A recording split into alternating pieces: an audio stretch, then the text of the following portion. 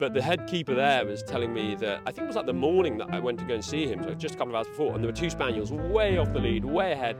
And he said to his people, you know, to put the dog back on the lead, and they said, oh, that is fair enough actually, because the dog killed a hare just now. And he said, like, it's springtime. He said that hare probably had leveret. And he said, they looked at him and they said, leveret, is that some kind of disease that hares get? And just like, that lack of knowledge, that just complete disconnect is remarkable. Hi, I'm Charlie Thorburn. Welcome to The Dog Father. The aim of this podcast is to look at the wider world of dogs and how it's impacted people's lives and businesses. I've been training dogs for 25 years and I love them dearly, and I'm hoping to share some of this with you. Welcome to the episode. We're at the game fair at Ragley Hall 2025. It's kind of nice, not too sunny day, so I'm hoping you're not going to get sunburnt. I was doing one yesterday with a mutual friend, Nick Ridley. Oh, yeah? And suddenly the sun came out and I thought my head was going to burn off. Spaniel guy. Yes. So I'm joined today by Patrick Galbraith, or Paddy, as I know you. So Paddy, I've known you since you were about 17. Yeah, we were both young. I was a child. You were a child and I wasn't teens. quite a child. I don't know, how old would you have been at that point? Late 20s? Mid to late 20s. Yeah, late 20s. To me, you probably seem like a really old man, and you know now I'm the old man. And I'm even older. Yeah, that's true. Yeah. So Paddy, I know you I knew you at school as a student.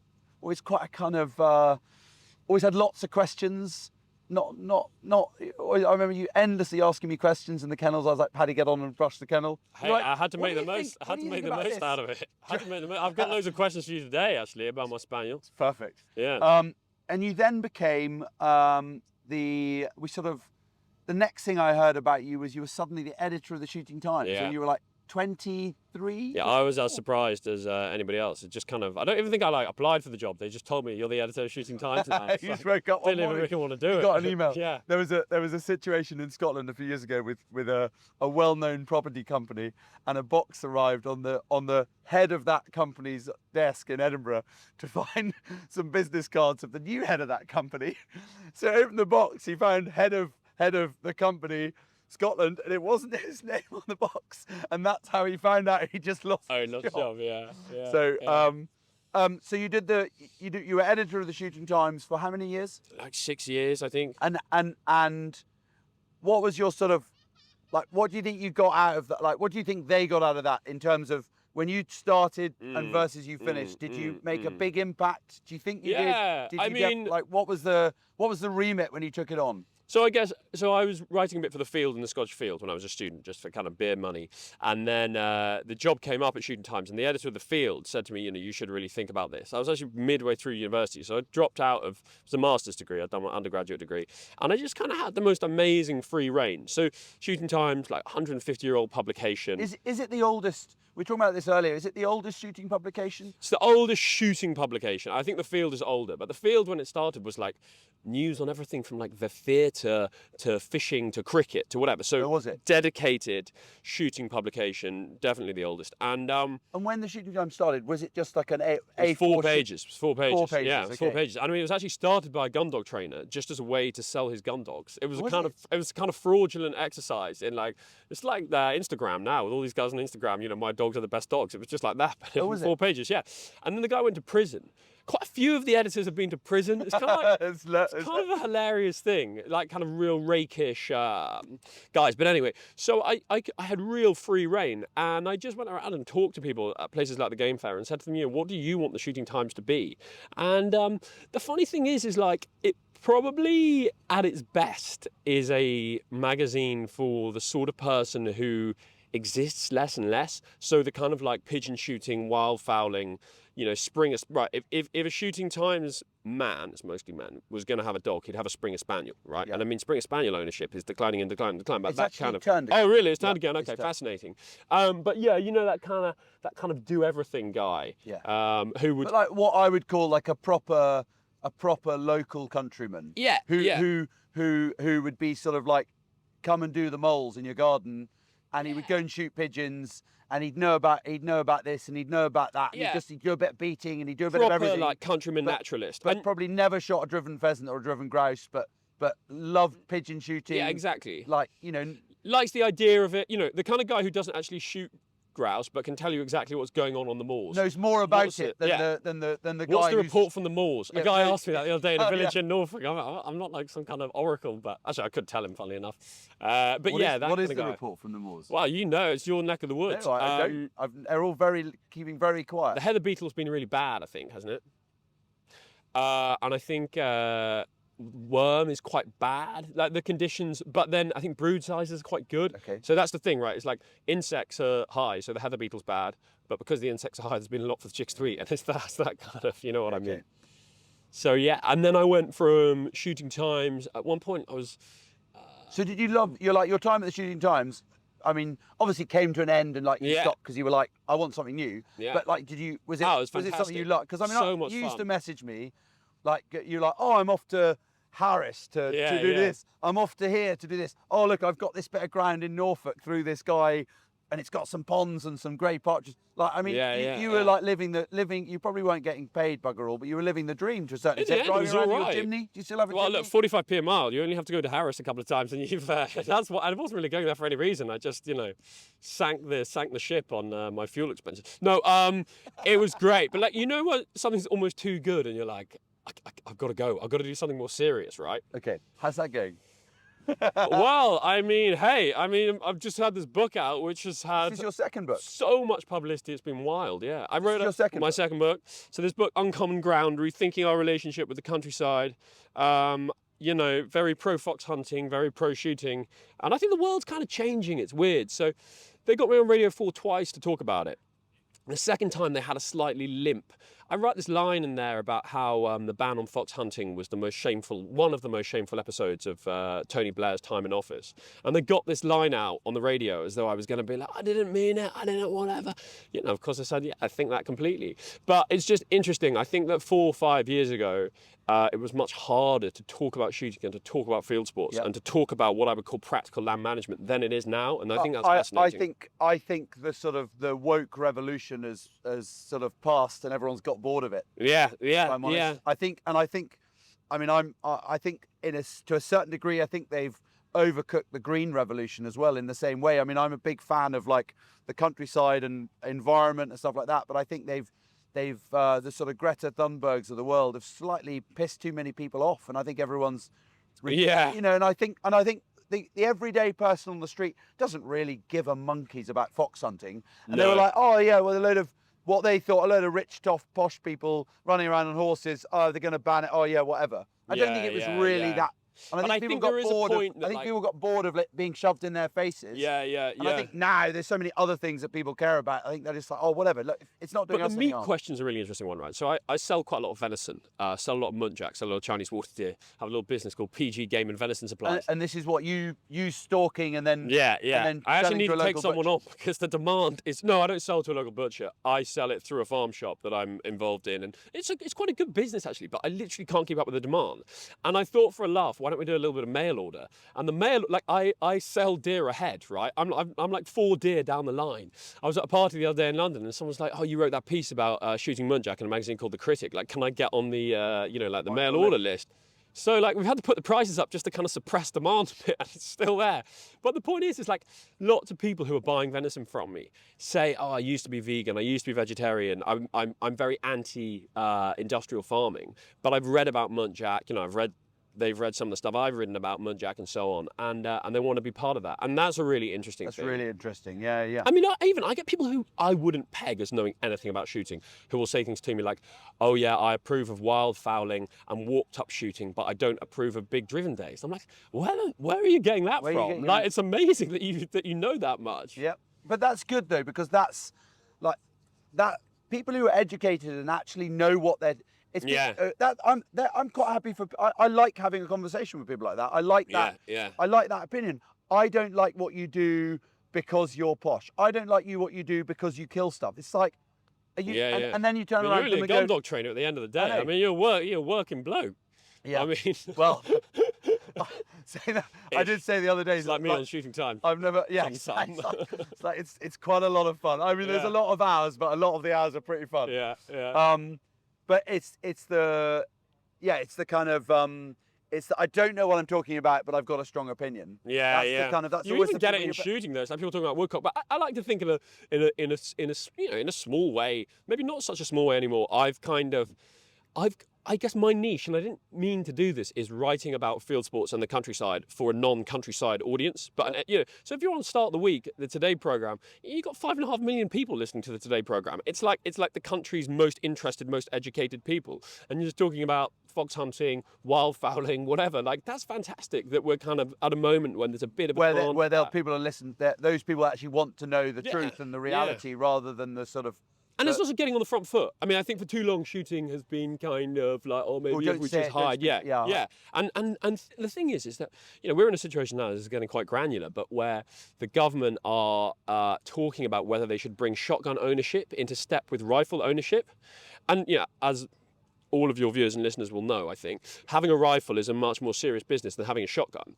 And if they started to say things like, right, you're only allowed 250 cartridges, on your ticket, like, that's pretty difficult because, that's not really how it works. They come in one box. One box, one box. And you go to a playground, that's gone in a day. Or they say things like maybe guns shouldn't be held at home. Like maybe they should be held at some kind of central depot. And you're like, what if I just want to go out rabbit shooting? Or you know what I mean? So all of these kind of things, I think it's important to be on the front foot. It's important to have, I commissioned a piece for the Telegraph last week for a photographer to come here to talk to people about what that would mean for them, that change in legislation. And it's funny because I had a lot of fun at shooting times, all joking aside. But I think actually being outside the shooting press, outside of shooting media, I can have a much more positive impact on shooting than I ever could. Like, because before they looked to you as, well, you work for the Shooting Times, of course you're going to say that. Whereas now you're just a guy who writes books that aren't necessarily about shooting, but and they touch on about sitting last week on Wednesday at the at the features meeting at the Telegraph, which is an extraordinary experience, huge media business, and that makes a lot of money. But just being able to chip in, like, let's do something on woodcock, let's do something on cartridge size. I'm like, okay, that's enough. That's enough. There's a limit. You get one through. So this podcast is dogs. Yeah. Okay, it's not necessarily gun dogs. Shocked. You're absolutely shocked. Imagine me talking about dogs. But it's about the sort of the wider world of dogs and dogs' impact on the wider world, dogs' impact on people's lives, their businesses. We've talked to people who have businesses to do with dogs, dog food, dog trainers. And one of the things that I feel like you are putting yourself out as an expert is dogs and their owners' impact on the countryside and effect on the countryside. I mean, I'm just a writer. I'm not an expert on anything. I just go and talk to people who are experts. But you talk to people, and if you put in your, if you put in your 10,000 hours of time learning about 3 years writing this book. It's funny. Well, there you go. So there you go. Yeah. You put in your 10,000 hours. So I think that because people come to me. I mean, give you an example. Years ago, a near neighbour of mine. I live in as you know, but for viewers, I live in the middle of blooming nowhere. The farm road up to our house is nearly a mile long. Yeah. We can see one neighbour, we can see 100 miles, but we're also 45 minutes from Edinburgh. So kind of best of both worlds in a way. And a near neighbour, retired lady, got a small holding, had a couple of pointers. They were always a bit prone to chasing sheep, chasing her sheep, chasing other people's sheep.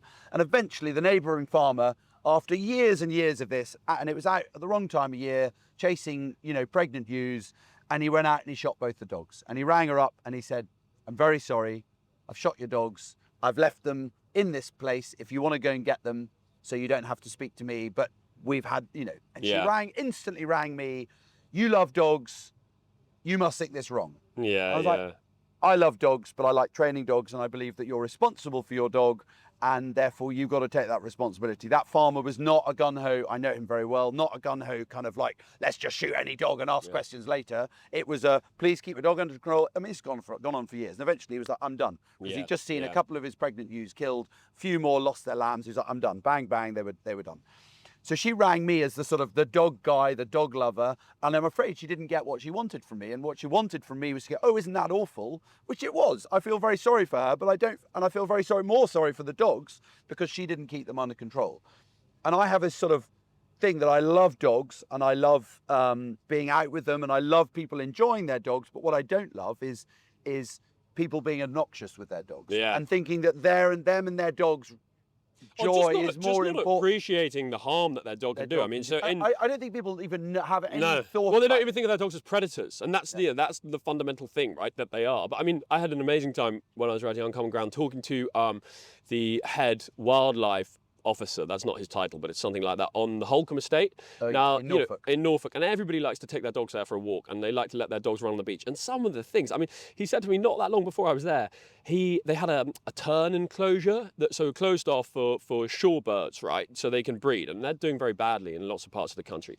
And a lurcher came through the dunes, out of the reserve that it shouldn't have been on anyway, chasing a muntjac, pinned the muntjac deer down in the tern enclosure and killed the muntjac deer.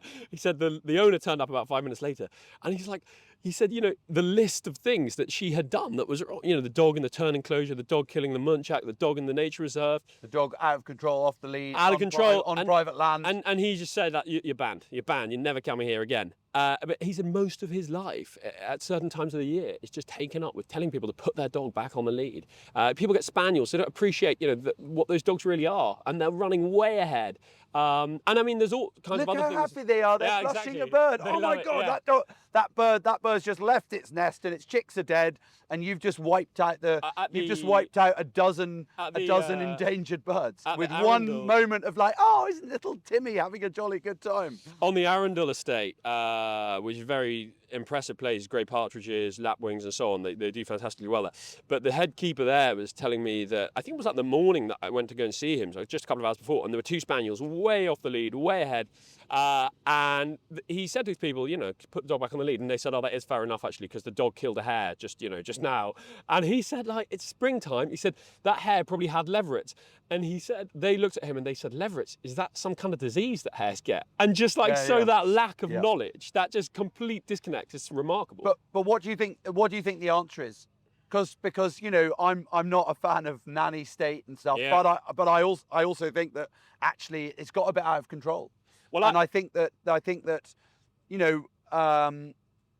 got to be some sort of reining back in of people. Just there's the access in Scotland particularly, but I mean public access on land, and it's like actually I think actually they need to look at it not from the public point of view, but look at it from the greater good. And I think with all these things, it's always aimed at the landowner, and we want access to the land, and private land ownership is bad, etc. It's like actually in my view, it's got absolutely bugger all to do with that. It's got to do with your dog and your impact on the wild, on the nature and the wildlife. I mean, it's the sort of irony though, isn't it?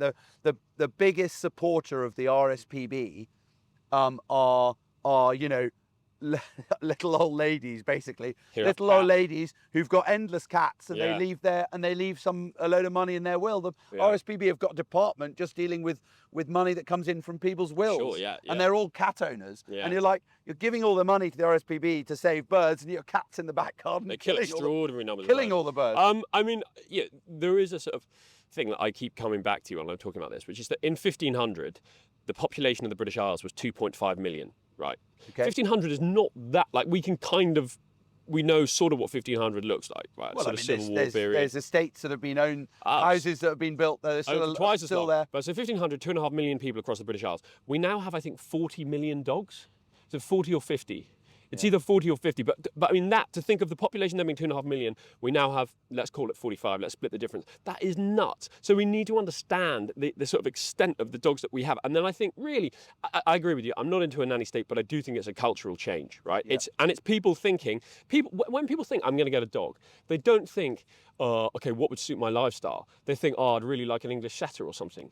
But like, why? I couldn't handle an English setter. You probably find them untrainable. You got some mug who's never had a dog before. He goes, tell you what, I'll get two. It's like, what? There was one left in the litter. I felt sorry for it.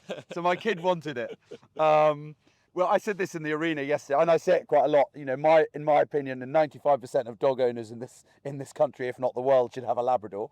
And people go, I don't want a Labrador. I want something different. And they get a German Wirehead Pointer, and it lives in a flat in Peckham or something, and they wonder why it's like causing them trouble, biting the neighbours, because it's not going to be here, or they more in this environment. I was more kind of like they buy their German Wirehead Pointer because they they shoot a few deer, Yeah, and they think, oh, yeah. it'd be quite good to have a dog that can get a wounded one.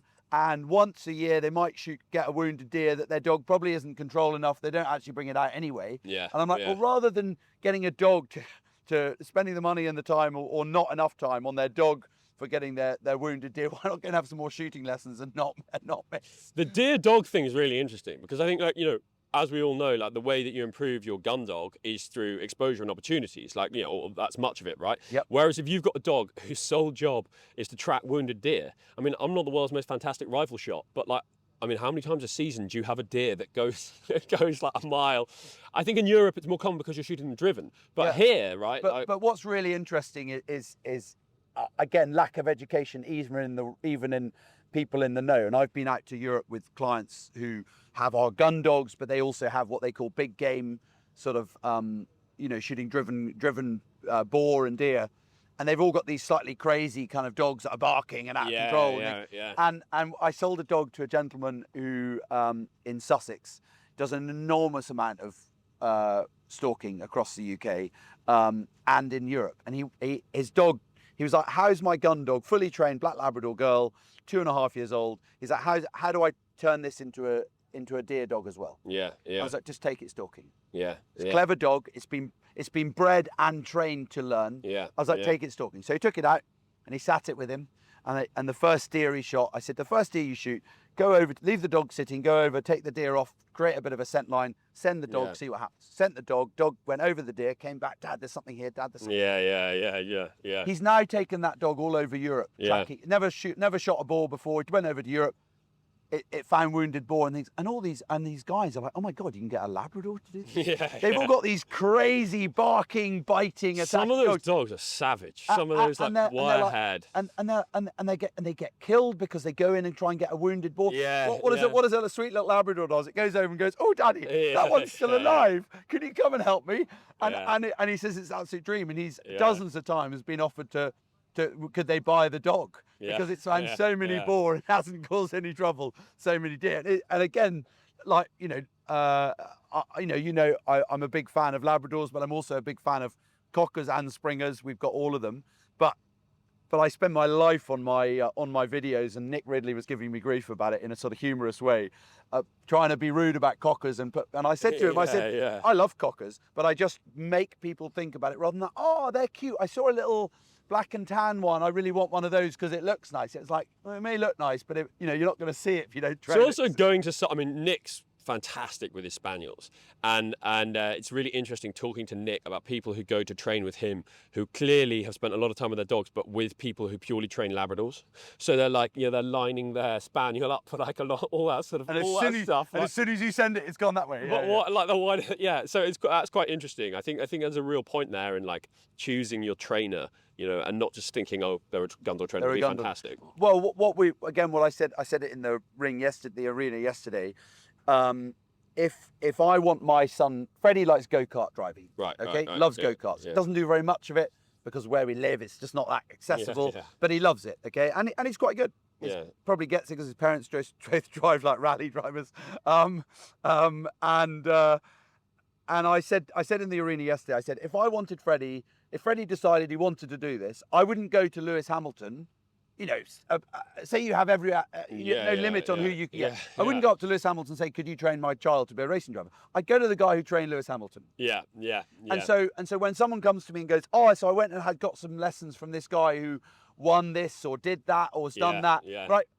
He may be great with dogs, but he's not necessarily the greatest teacher. He doesn't necessarily understand. He might understand how his dogs Lance work. Armstrong to teach a child to cycle without stabilizers or something. It's like, maybe he's good at that, I don't know. Yeah, but it wouldn't. It's not. He might be, but it's not necessarily. It's not just like, oh, he's a good bicyclist, so therefore we want him to teach our kid.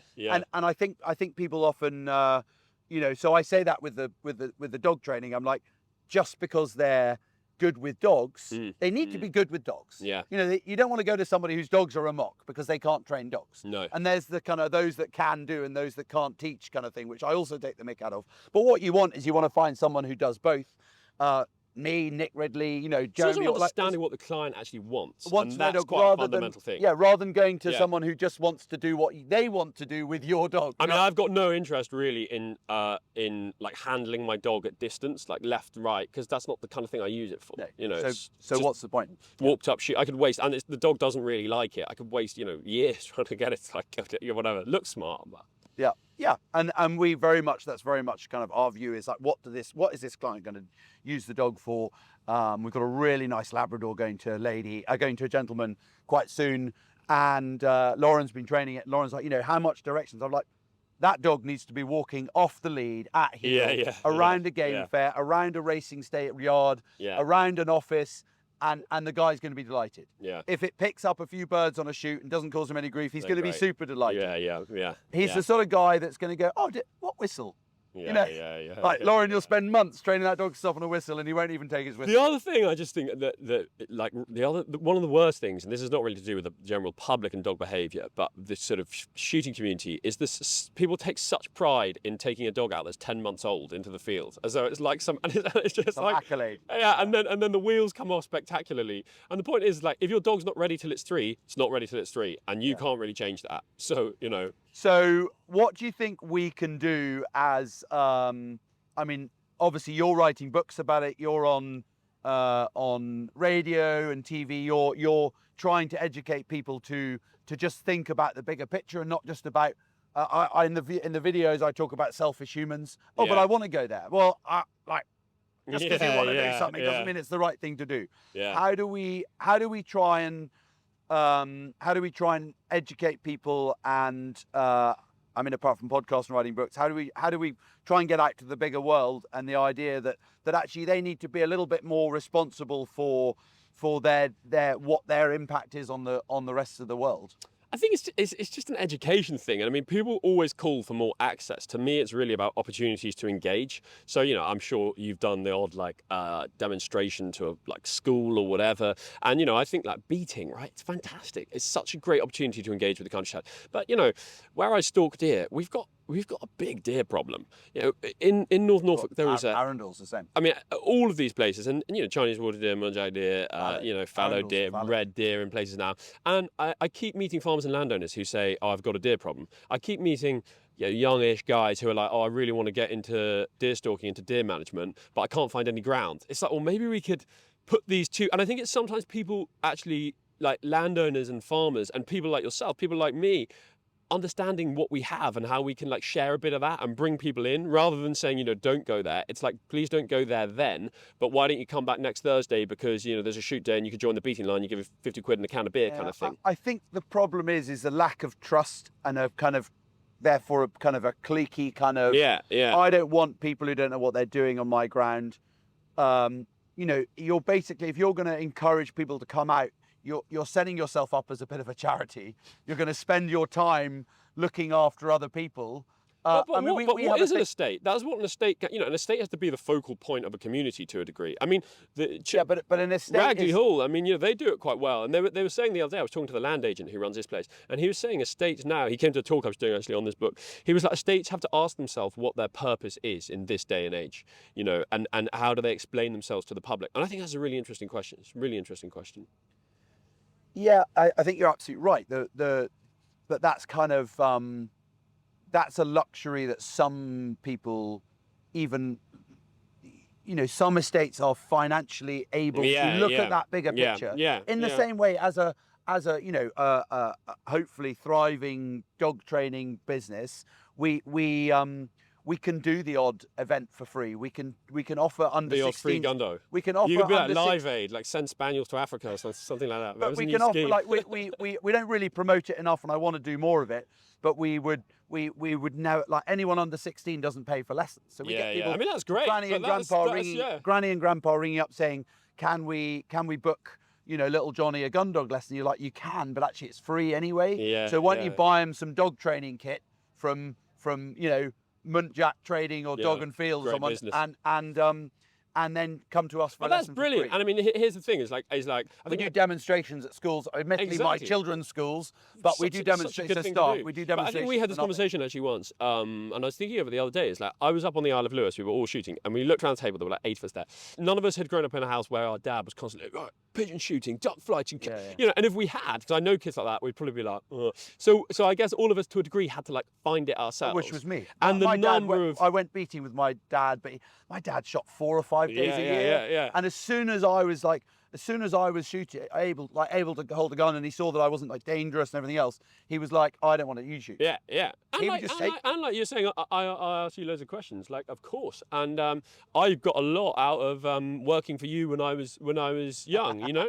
A lot of thrashing. You put Paddy, get up, Paddy, hurry No, up. you know what I mean, and it's like, Paddy, work, not talk. and it's like, so when someone sends me a letter and says, a letter, email, whatever, and says, I really want to get into writing about field sports or the countryside or whatever, I always take the time to get back to them and try and because you know. That's really this just sort of made me think. So, I get people emailing me, how do I get into dog training and stuff, and I said, come and see us. Yeah. And they're like, oh my, what? Yeah. I'm like, yeah, just come up and see us for a day or something. And they're like, oh, you responded. Yeah.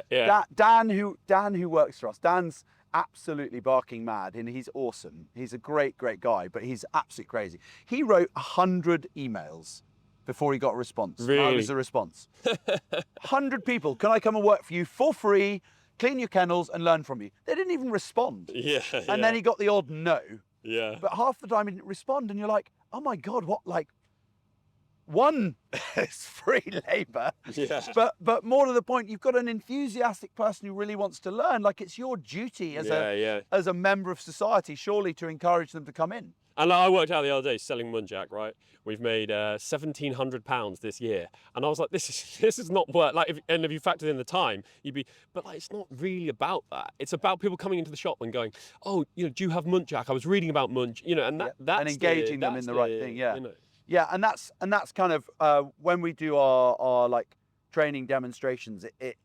It's not really about kind of gun dogs and how to produce a sort of superstar gun dog. It's just getting people to think a little bit more about what they're doing with their dogs and where they're learning, and trying to engage them more, and just speak a bit of common sense about it, and try and encourage people to do more with their dogs, so that they're not running amok. And not only understanding the damage the dog can do to the environment, but also the damage the dog can do to itself. Yeah. We had a client come up for a lesson with Ash with a Vizsla.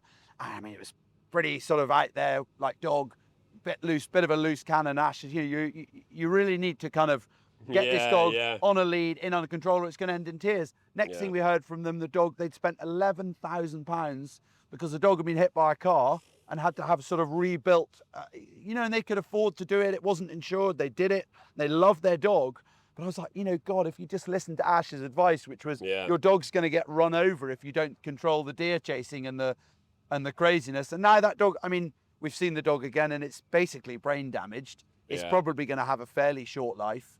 And it's like, oh my God. The time that you put into training dogs, like, you've got to look. That's the main thing, right? If you spend years training a dog, and then something can go wrong. Even you see dogs running out at the end of a hedge, onto the road and so on. It's Oh, we get terror. Oh, yeah. I mean, we've picked up dogs loose. Like, you find dogs, people are like, is this your? Oh, that's my dog. You're like, oh my God, how can you be so casual? And sadly, it's because they haven't, they haven't seen the kind of the issues it can cause, I guess.